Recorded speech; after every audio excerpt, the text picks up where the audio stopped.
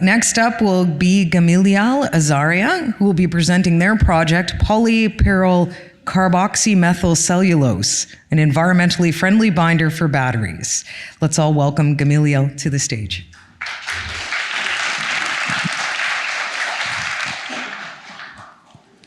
So raise of hands, who here drives an electric vehicle?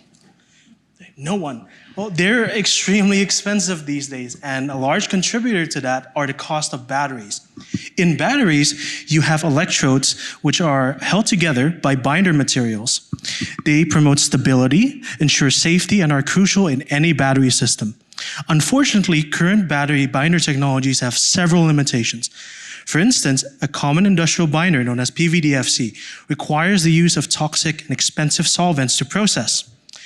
Their raw materials contain fluorinated compounds, which are currently being phased out by governments worldwide due to their negative environmental impact as forever chemicals.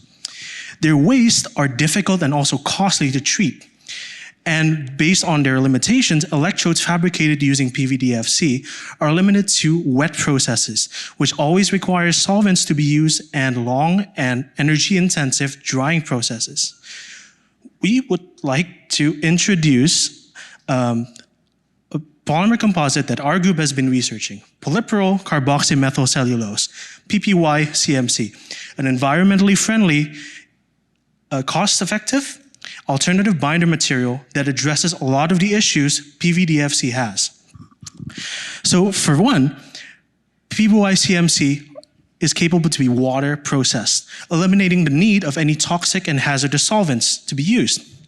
Its raw materials are also renewably and naturally sourced and are more cost effective than those used for PVDF synthesis for up to 30 to 40%. Their wastes are easily treatable and can be reused for further binder synthesis.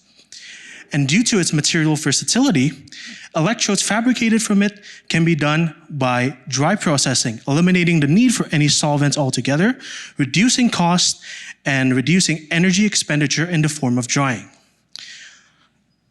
Our research has shown virtually indistinguishable battery performances for PVDFC and PPY-CMC when used in conjunction with common and some of the more important electrode active materials. And with the advantages that PPY-CMC brings in terms of its cost effectiveness, environmentally friendly raw materials, as well as its ease in manufacturing, it gives a high potential for this material to be utilized in next generation batteries, such as those utilizing sodium, silicon, and sulfur as abundant materials. Any battery manufacturer who uses this will have a great advantage to compete in the ever-growing, ever-expansive battery market. Thank you for your time. Thank you. That was great. You can just leave that there. And then now, oh, you might want to come back up for some questions. That's okay. That's okay. Got too excited. Yeah, no. Very well done. Thanks. What is your, what would your next 12 months look like? What's the next step for this technology? Right, so we've done a lot of research from it, and that's all done in the laboratory scale. And obviously the biggest hurdle for this going forward is to scale up the synthesis of Polypyrrole-CMC and also electrode fabrication using it in the industrial scale.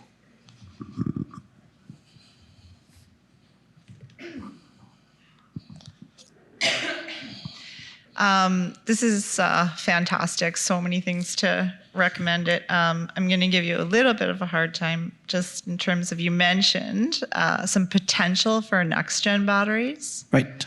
I think sodium, silicon, sulfur. And sulfur batteries, yeah. Batteries. Can you say a little bit about that when you say potential for? What's this? What do you mean? Right. What's the stage that is at?